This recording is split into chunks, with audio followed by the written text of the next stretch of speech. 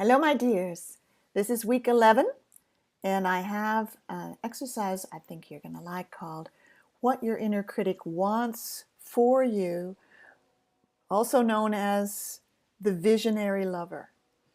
So it turns out, like we have been learning, that our inner critic is worried about us. And at the end of some of those exercises, we've got in touch with what it's wanting for us.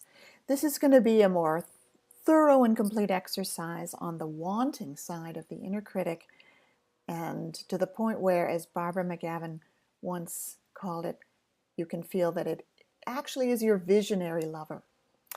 So we're going to start with, I think ideally we'll have a phrase from this criticizing part of you that sounds like something bad will surely happen in the future. I call these predictions of doom.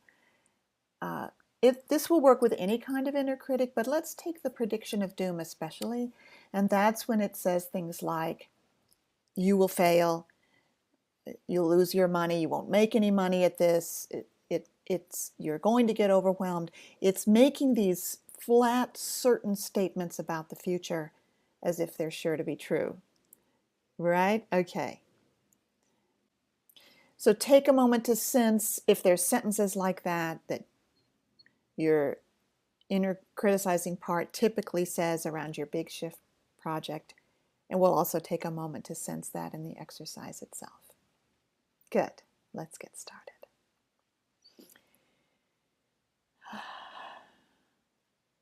So really let yourself have some time to arrive in your body.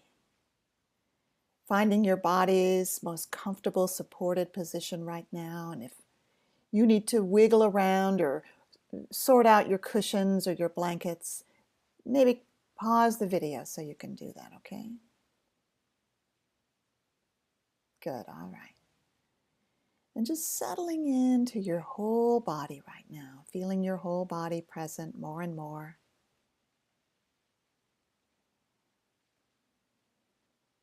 Feeling the places where your body's in contact with what you're touching, like probably your feet. Wiggling your toes, feeling your feet. There they are. The underside of your legs. Buttocks, sit bones, they're called. That's what I can feel right now. And just being aware that you can rest into the support that's here for you now.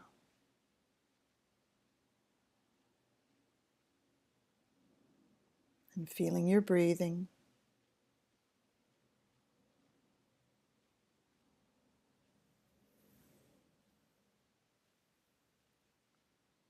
Feeling into the inner area of your body, that throat and chest and stomach and belly area. And saying to yourself inside, I am here. Like you've arrived. And feeling the resources that you have right now, even a little bit. I am here.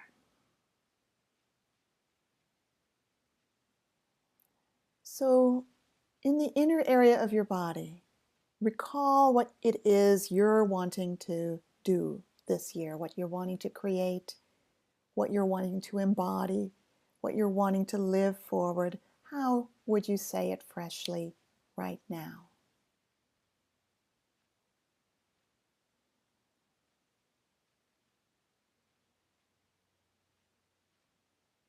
Pause and take more time with that if you need to.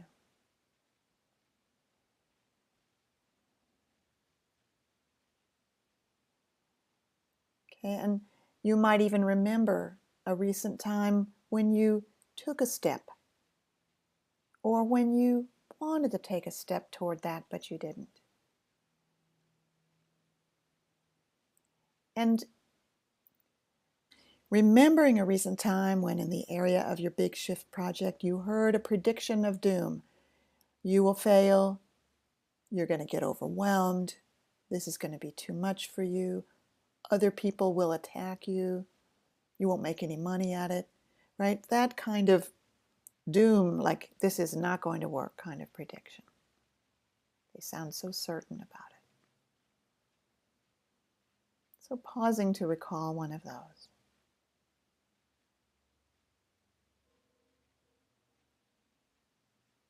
And you are here. You are present. You are alive. You are curious and compassionate. So one thing that might happen right here is that you might become aware of a part of you feeling crushed by the bad outcome prediction. You will fail. Ooh, I feel so bad when I hear that. So that part of you that feels kind of discouraged, downtrodden, crushed, treat it as a part of you. Something in me feels. And bring your caring to that part of you. Sensing what kind of contact it needs from you right now. Sensing if that part even knows that you are here with it. It doesn't have to bear this alone. Okay?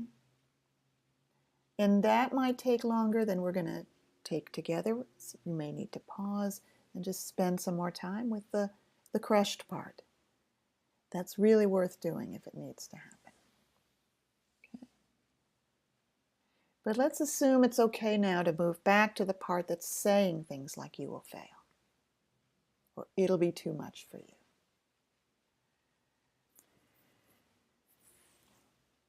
And I'm bringing in this beautiful dragon to play the part of the criticizing one. At least it's going to be criticizing at the start of the process. We'll find out what happens later. Okay? So turning toward the part that says these predictions of doom about the future. You will fail. You'll never be able to do that. You'll get overwhelmed. That'll be too much for you, right? And you just be curious what it's worried about.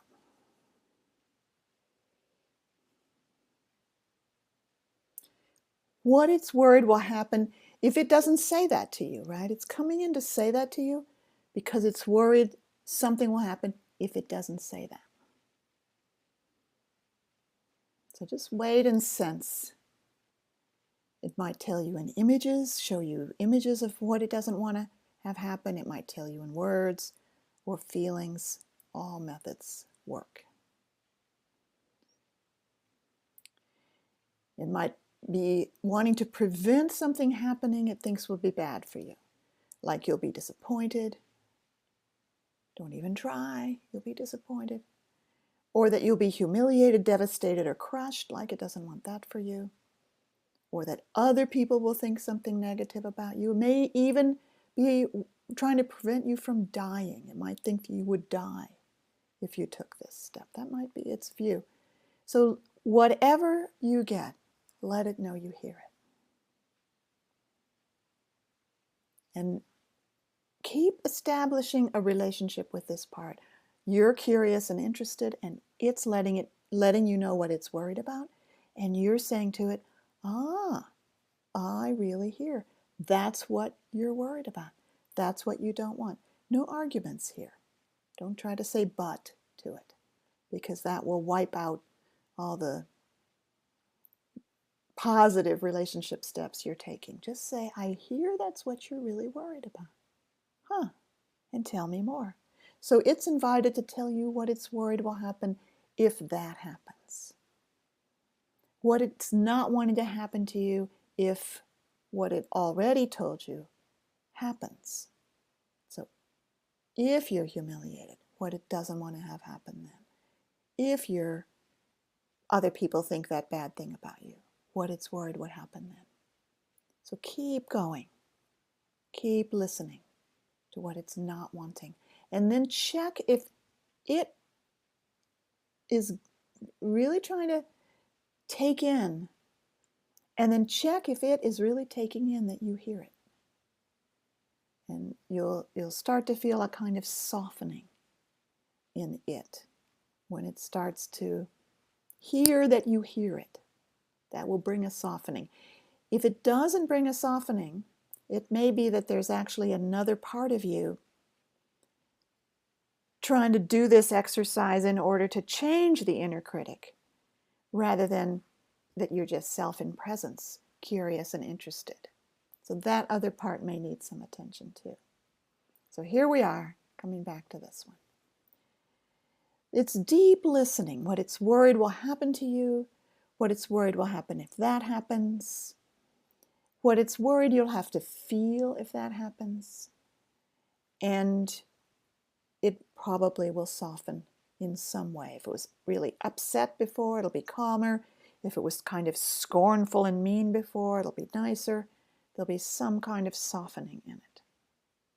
All right? Keep going until that happens.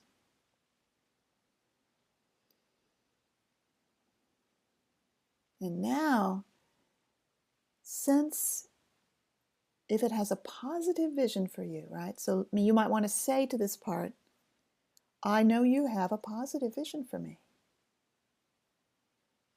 And that would be something that it does want. Something that it's worried you will miss out on. So it might have already told you that it's worried you'll miss an opportunity for something, that you'll miss out on something. That's an indicator of its positive vision for you. So what it wants for you, to happen for you, to see happening in the world. Just one warning though, if it responds by saying what you need to do is, then we haven't spent enough time with the not wanting. Because at this stage, it's not about its telling you what to do or what to feel. It's about telling you what it wants for you. I remember a time when I was working with writer's block, the part really pushing me to do the writing, but saying also, you're never going to be able to do this. Worried that it would never happen. Worried that I'd have an opportunity to really give what was inside me to the world. So what it wanted was that I'd be able to give what was inside me to the world and feel the satisfaction that comes when what is uniquely mine gets received by others. It wanted that for me, and being able to hear that really changed things. So that's what we're curious about today, is what this part wants for you. It's saying all these things because it's worried about you. It loves you, and there's something it wants for you. It doesn't have to be logical, right? If the part says you'll never be able to write, and it wanted a world in which people were helped by my writing, and or a part that says you'll never make any money, what it wants for you might be financial security. So don't worry about the logic of it. Just really let it show you its positive vision for you, and let it know you hear it. Yeah? And as you begin to get its lovely positive vision for you, see if that isn't a vision that you agree with, right? This is not going to be the kind of part vision that we don't agree with or feel oppressed by. Probably you'll say, yeah, I want that. It's okay to say, I want that. That really feels good. You can pause and enjoy the beautiful vision. And we have one more step. So pausing to enjoy the beautiful vision that you probably also share. And then invite this part to let you know what it wants for you from having that. My books go out in the world, they touch people, people are touched. What it wants for me from that happening.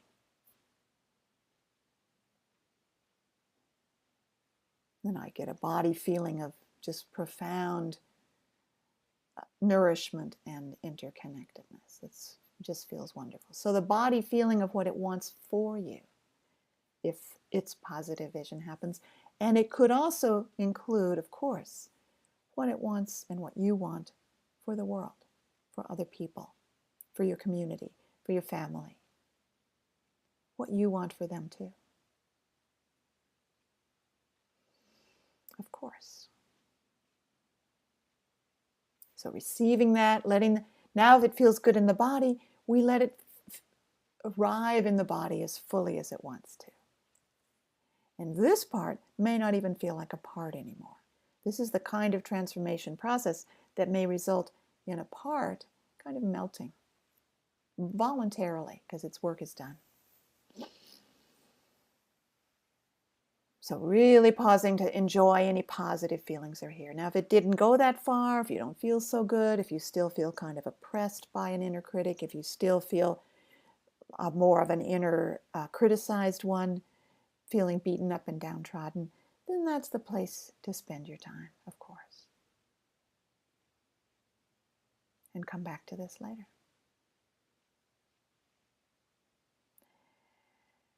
We'll complete the exercise by inviting the enjoyable feelings to keep going and stay with us, and noticing if there's something that we need to come back to, letting it know we'll certainly be back soon.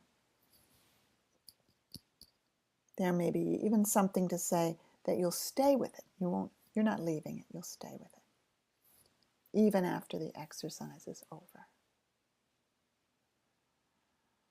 Great. So letting awareness expand, thanking your body, feeling the room around you.